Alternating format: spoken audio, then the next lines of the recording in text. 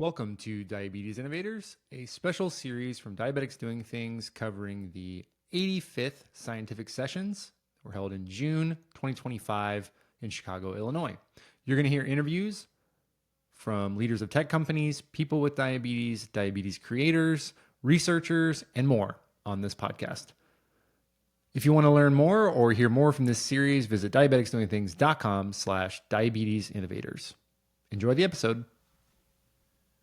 Okay, let's talk about our partners who help support this podcast. Today, I'm going to talk about Type Zero, which is typezerohealth.com. It is a business run and founded by a person with type 1 diabetes, John Jensen, who's been on this podcast a couple of times. I've been using this product since 2018. I started training for a half marathon, which I ran in Dallas in December 2018. I was looking for a workout supplement, a pre-workout that I could trust not to spike my blood sugar. And so that's what I've got here in my hand is the clean pre-workout. I use the stim-free version, which doesn't have caffeine, and I trust it. And I've used it now. So 2018, it'll be almost 7 years for me using this pre-workout. It really works for me because I can drink it late in the day. And most of my basketball leagues that I'm playing in now are late at night. So I might have a game from 7 p.m., 8 p.m., 9 p.m. And I can make sure that I'm able to get up and play and also be able to fall asleep later that night so I can wake up in the morning, go to work and meet the demands of my life. Type Zero has gone a step further this year in our partnership, and they've launched the Rob Howe stack, which also includes a couple of my other favorite products, creatine monohydrate,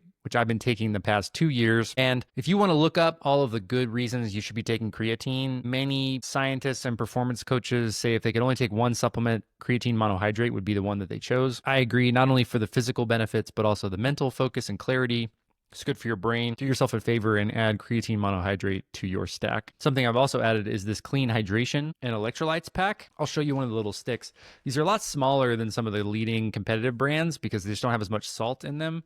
And there's no additives either. So you're not looking at any carbohydrates, nothing that you need a bolus for. And hydration is an essential part of anyone who has diabetes should be making sure that they're hydrated. And it's not just about drinking water. You need salt, you need magnesium, you need a little bit of the vitamin C and some vitamin B. There's a ton of zinc, selenium, chromium, all of the good electrolytes in this supplement. You mix the stick pack with 16 to 20 ounces of water, helps you get hydrated. I've been doing mine in the beginning of the day to start my day and make sure that I'm hydrated. And it helps with your insulin sensitivity. It helps me have some clarity and make sure that, I'm not a very disciplined hydrator when I'm sitting at my computer all day. It's good to be reminded to make sure that you're getting your hydration in. And it's a little bit more interesting to drink than just water. So you can get these as part of the Rob Howe pack, or you can get them on your own. You can get them on Amazon or directly from typezerohealth.com. And when you order from typezerohealth.com, if you use code Rob Howe, that'll save you 20%. So they've got some great sales going on really regularly. So if you can't save more with a promo that they're running, use code Rob Howe and you'll always get that 20% off. And your support helps them support the podcast. So if you are a person with diabetes who's looking for a reliable supplements company that's not going to spike your blood sugar, that's going to get you into the mode to be the higher performer that you are, I recommend, and I take Type Zero. I wouldn't recommend a product that I don't use myself. So please support typezerohealth.com, code Rob Howe, and search the Rob Howe stack to see which supplements I take and get a good deal on those as well. Okay, let's get to the episode. I also want to take this opportunity to promote Diabetes Legends basketball clinics. As you guys know, the last couple of years, we've started to do basketball clinics all throughout the country under our Diabetes Legends basketball clinics name. We've gotten to introduce over 100 campers with type 1 diabetes to diabetes legends like Lauren Cox and Gary Forbes and more. We've got 3 clinics coming up this year, June 7th in Dallas, a very special event at Friends for Life conference on July 11th, and then later in September, we're going to be returning to Denver. If you're looking for more information on the events themselves, you can visit diabeticsdoingthings.com/events. And if you're interested in learning more about the Diabetes Legends Foundation, which we formed in 2025 to better support our ongoing initiatives and creating opportunities for kids with diabetes to have a great day with diabetes via one of our clinics, please connect with us and fill out a form on our website, diabeticsdoingthings.com. All right. Well, I'm looking forward to this. It's been really great to just chat with you behind the scenes. And I think we're going to have ourselves a good conversation. Let's just go ahead and start with your name, title, and the company you work for, and we'll kind of go from there.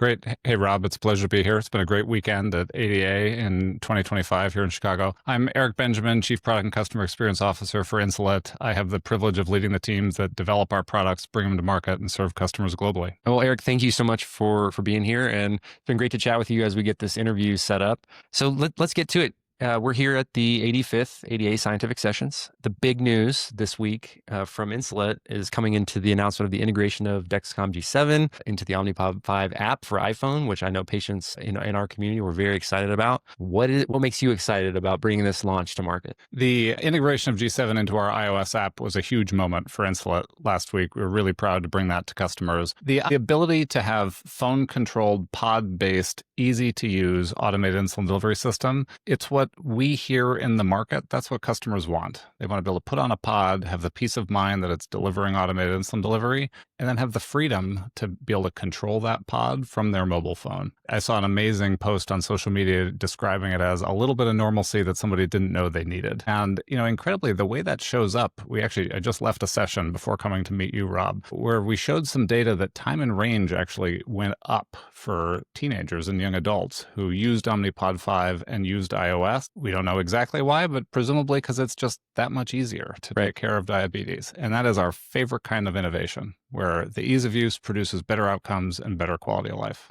They've got the phone right there in their hand already, and they're able to, engage with the technology in a way that's native to them, right? Precisely. That's exciting. I mean, when you think of like the big innovations in the diabetes space, like there's a lot of exciting news coming out of ADA like there is every year. And what comes to mind for you and your team? We're working on 4 things, Rob. So the first is we continue to add features and functionality to Omnipod 5. Over the last 3 years since we launched, we've added multiple sensor integrations. We've added G7 and Libre 2 Plus. We've added phone control for iOS and Android, and we've added quality of life features. We're going to keep doing that for Omnipod 5. So we are currently working on Libre 3 Plus, and we've got other quality of life enhancements coming as part of the Omnipod 5 platform. That's the first super exciting thing that we're working on. The second is we're working on some data products. So we have been in limited launch for both an HCP data platform, so a platform that lets healthcare providers that care for folks with diabetes have more streamlined conversations so they can spend more time talking to the patient about the issues that really matter to patients. In addition, those data products provide some insights back to users to help folks take better care of themselves. Most excitingly, we also have 2 next-generation systems in clinical development. In March, we began the pivotal study for our next-generation hybrid closed-loop system. That'll include a lower set point, some quality of life features, and more personalization behind the scenes so that folks can get better outcomes with doing less. And finally, we've begun clinical feasibility studies for a fully closed loop system. We've done initial testing in both type 1 and type 2, and we'll be doing a second set of studies later this year in type 2.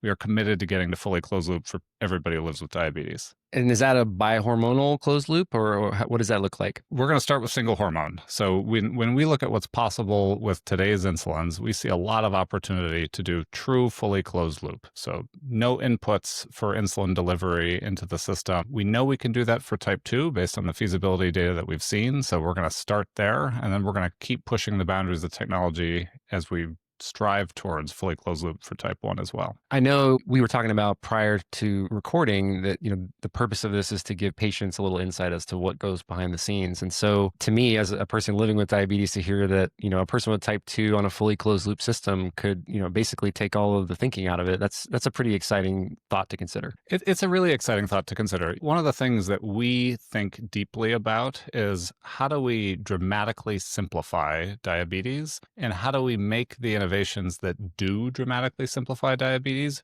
broadly accessible. And in our minds, those 2 things go together. So what gets us excited about the notion that somebody who lives with type 2 diabetes who needs insulin can have a fully closed loop system where they're not having to interact with it for any of their insulin delivery. That offers a paradigm shift in who can actually engage with the technology. We're fortunate Omnipod 5 is really affordable, low out-of-pocket costs. Most of our customers pay less than $30 a month. 95% of folks who have insurance have coverage for Omnipod 5.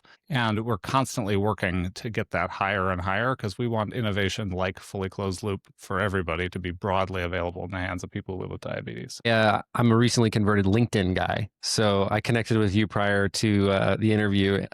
In a post earlier this spring, you talked about how your team removes barriers in addition to simplifying life for people with diabetes. So it's interesting to hear your perspective on that, but also like that's a cultural shift for you and your team. So, or not a shift necessarily, but that's a cultural approach for you and your team, and a lens. Like, what would surprise patients about how Insulet and Omnipod and your teams approach, diabetes innovation and thinking about patients? I think the two things that might surprise people are just our absolute obsession with usability and broad accessibility, and how those come from a place of true patient centricity. So if I can just tell a quick story, Yeah. Insulet was founded by a gentleman by the name of John Brooks. He had a young son who lived with type 1 diabetes. John was struggling with his son's care. John was a venture capitalist in the Boston area, and one day on a flight back from the West Coast, he and his business partner were talking about how hard it was to be a father of a child with type 1. And they said, look, tube pumps have challenges. They're complex. My 3-year-old wants to go swimming with his friends. The tubes get stuck on things.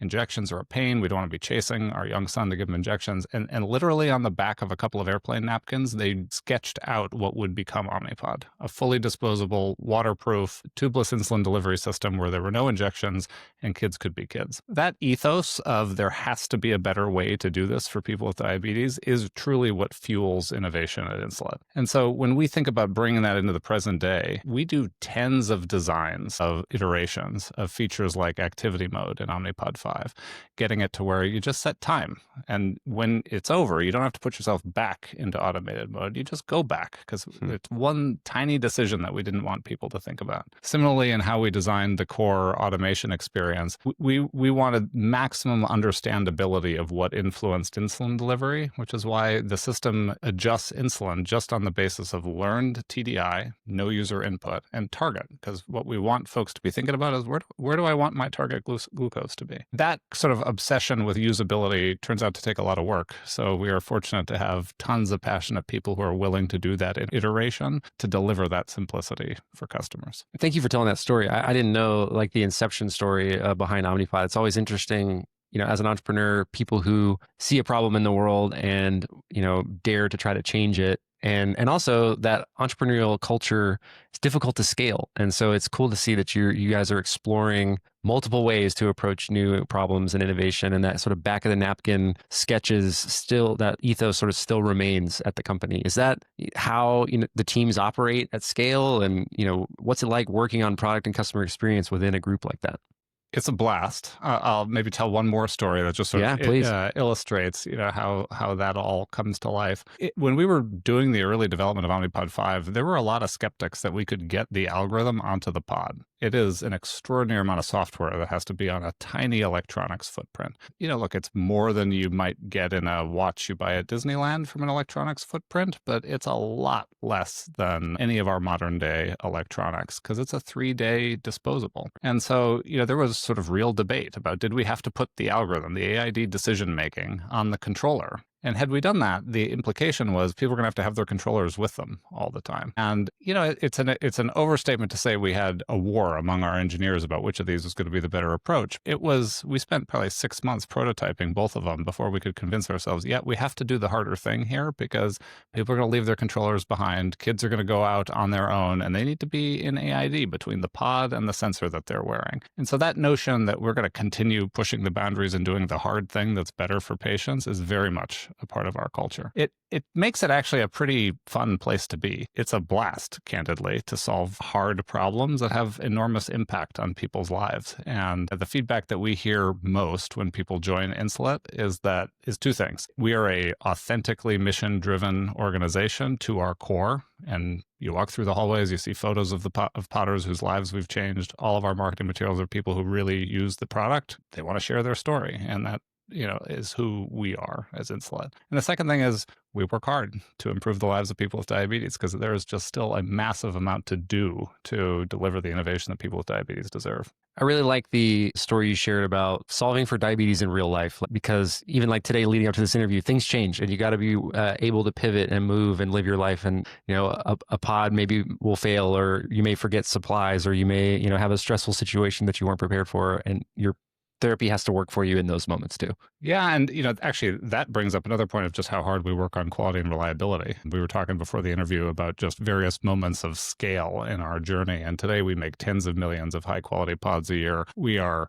relentless about tracking down small failure rates because at small failure rates, many people's lives get touched, and so we are just relentless about that. And funnily enough, this at ADA over the last couple of days, I heard a really inspiring story of somebody at a partner company who wears Omnipod 5, climbed Mount Denali. Wow. And it was on his bucket list to do it. And he showed us photos of his bag of diabetes supplies that he had to carry with him, probably cost him an extra 10 pounds on the climb. And he celebrated that at the end, he had all these extra pods that he didn't need because every single pod that he used over 18,000 feet for the 2 to 3 weeks of the climb worked perfectly. And those are the kinds of stories that hundreds of people behind the scenes at Insulet are working really hard to make happen for customers every day. I definitely can relate to coming home with a bag full of diabetes supplies that I didn't need and kind of like wiping the sweat off my brow, like, great, didn't need to worry about these. But it's incredible, like people with diabetes capacity to test themselves and to push themselves and do things that they've always wanted to cross off their bucket list. And with an extra 10 pounds of diabetes, that's a lot of extra weight for a trip up Mount Denali for sure. And really cool to be able to be on the top of that. And I think look back and see all that they've done to accomplish that goal. For sure. And we just celebrate being a tiny part of that journey and being able to provide the peace of mind and the technology to help them do it. Well, thank you for your time today and for being adaptable, even as our calendar wires kind of got crossed on this. But really pleasure speaking with you today. And thank you for giving our listeners, patients, people living with diabetes and caregivers a little insight as to what's happening here at the largest diabetes conference here in the U.S. Rob, absolute pleasure. Thanks for the conversation. We're committed to continue to innovate for customers and love doing it. Yeah, well, thank you very much.